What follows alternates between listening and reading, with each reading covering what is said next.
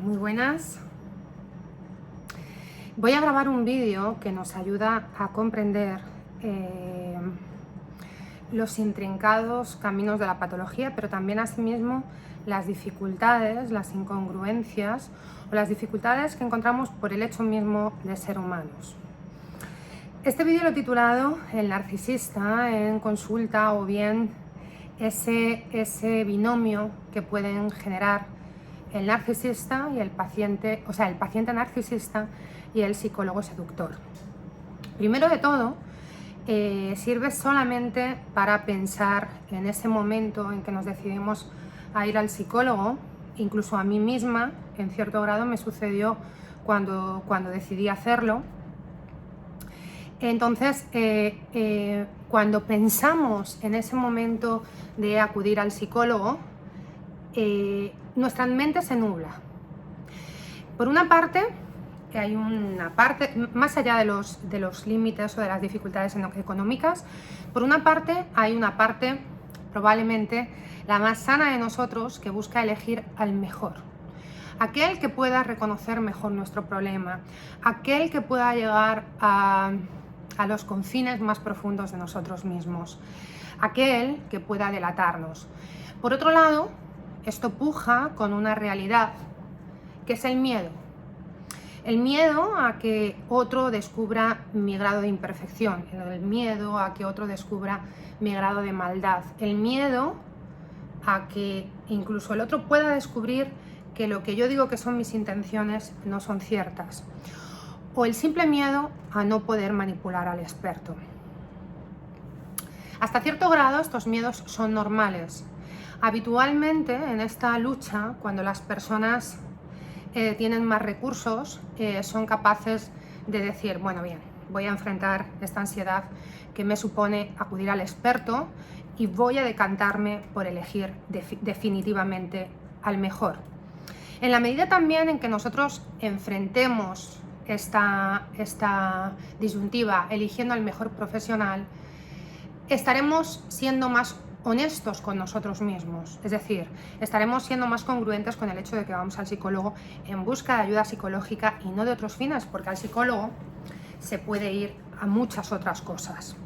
Se puede ir a manipular, se puede ir a engañar, se puede ir a engañar a mi entorno para después salir de allí un poco como con el certificado COVID, diciendo yo ya lo hice, ahora ya no se me puede reprochar nada. Porque al psicólogo se puede ir a recibir mucha gratificación. El mejor ejemplo son los coaches.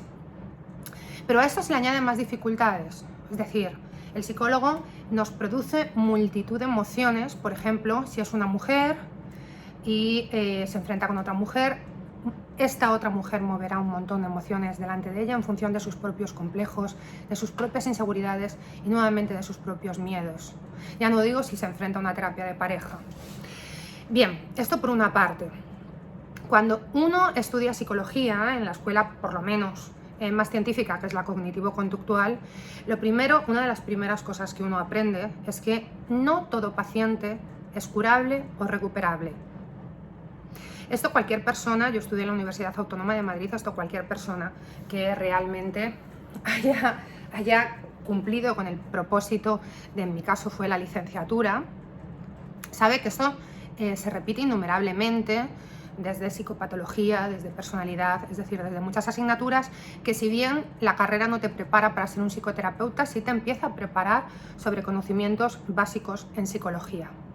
No obstante, cuando yo salgo al mundo, me doy cuenta de que no reconozco a muchos pacientes que den no el alta, sino la libertad a sus pacientes.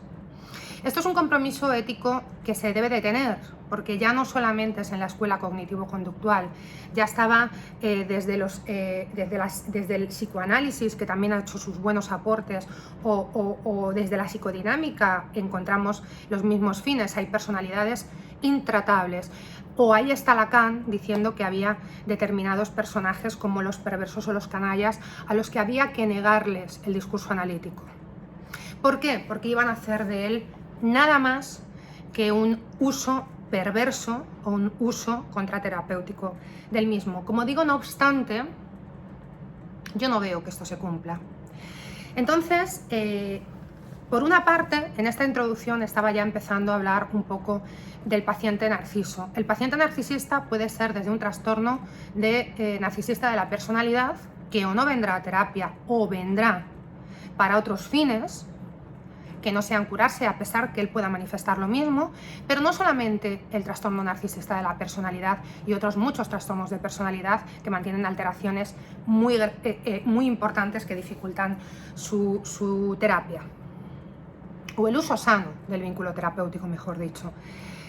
También muchas personas que, sin entrar en el trastorno, tienen unos problemas narcisistas que les van a dificultar con creces, desde la alianza terapéutica al vínculo, y que siempre van a venir, con este juego de la mano derecha y de la mano izquierda.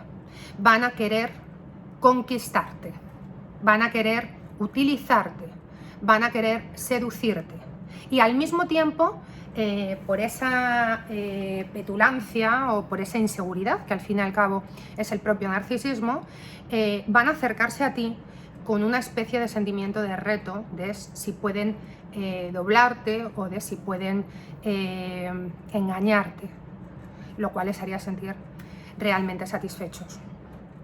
Bien, ¿qué sucede? Pues sucede que cuando una persona con estas características se encuentra con un sano profesional, porque los profesionales de la psicología también tienen que estar sanos, con un profesional con ética, con un profesional con respeto a lo que hace, con un profesional para el cual no todo es la pasta, van a llegar a un terreno donde el psicólogo, como es mi caso en muchas ocasiones, va a decir basta ya y hasta aquí hemos llegado.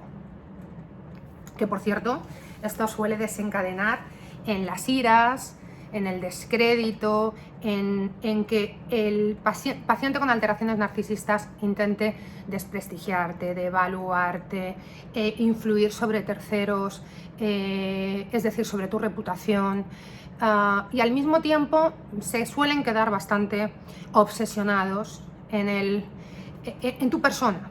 Es decir, hacen cosas tan patológicas como desacreditarte o devaluarte, y al mismo tiempo, por ejemplo, no dejar de seguirte la huella o el culo. Bien, entonces, este tipo de pacientes van a buscar psicólogos o coach, que el coach es el invento más maravilloso para este tipo de pacientes. Van a buscar psicólogos de bajo perfil o coach que pueden dar lugar a terapias o psicoterapias interminables, y digo de por vida. Yo en alguna ocasión he recibido a señoras que llevan 20 años en consulta y, qué sé yo, me dicen pues que mi psicóloga murió por un cáncer y vienen a verme y pretenden hacer conmigo lo que hacían con ella, que era una sesión de tacitas de té en la cual yo tendría que cumplir con el papel de reconfortarla, calmarla, gratificarla, recordarle lo desgraciada que es y lo maravillosa persona que es, y la suerte que deberían de tener los demás que no la valoran. Entonces, cuando se da esta unión, esta conexión entre el psicólogo seductor, que es otra persona no tan sana, que es una persona también con alteraciones narcisistas y con un egoísmo más que claro, porque está dejando de obedecer al fin de la integridad terapéutica. Porque una cosa quiero aclarar: cuando es necesario o es sano dar salida a un paciente que tú ya has descubierto, no lo que él te diga, que tú ya has descubierto que él no quiere curarse, es porque el que no quiera curarse no quiere decir que con la terapia no vaya a lograr otras cosas. Por ejemplo, va a lograr seguir haciendo más mal ahí fuera, jugar mejor con las cabezas de los otros, ser más disruptivo en la sociedad, por así decir. Entonces, pero cuando se da esta alianza mágica del psicólogo seductor o narcisista y del paciente narcisista, pueden tirarse siglos mano a mano en esta alianza, que es en nombre de todas las patologías del mundo menos de la psicología, del respeto a la ética, del respeto a la verdad, del respeto al conocimiento y de el amor por la responsabilidad y el avance. Es decir, todos aquellos angelitos que deberían de estar presidiendo el fin terapéutico, sino que se va a convertir en una especie de lugar donde se encuentran dos personas, como digo, con alteraciones. Una, que es la psicóloga o el psicólogo seductor, que puede llegar a ocupar este rol de psicólogo seductor o psicólogo narcisista por dos vías. Una es la del puro desconocimiento, es decir, no está capacitado para ocupar el rol que no obstante ocupa. Entonces, como es ignorante, no puede hacer un correcto diagnóstico, evalúa a los pacientes en función de casi como en función de una credibilidad de lo que él le diga, es decir, es un psicólogo tonto. Entonces, este psicólogo se va a quedar ahí en un rol normalmente paternalista. Además, estos psicólogos no ejercen una psicoterapia como tal, sino que ejercen una psicoterapia que tiene que ver más con un apego emocional, en el cual, como digo, se desenvuelven desde lo paternalista, como lo que tiene que ver tanto con el conocimiento y la experiencia no es bueno, no es óptimo, tiran mucho más de esta emocionalidad. Y luego, por otra parte, se puede llegar a ocupar este papel de psicólogo seductor o narcisista a través de la vía del puro conocimiento, guión sin ética o moral. Es decir, a mí me da lo mismo, yo estoy aquí, yo ya sé quién tú eres. Yo ya sé qué te pasa, yo ya sé que de ti no voy a esperar cambio alguno porque no te interesa. Hay que dejar muy claro que las personalidades narcisistas, y no solo narcisistas, muchos de aquellos que van por allí llamando narcisistas a otros y tienen alteraciones significativas narcisistas, no tienen a veces ningún tipo de deseo por el cambio. Entonces,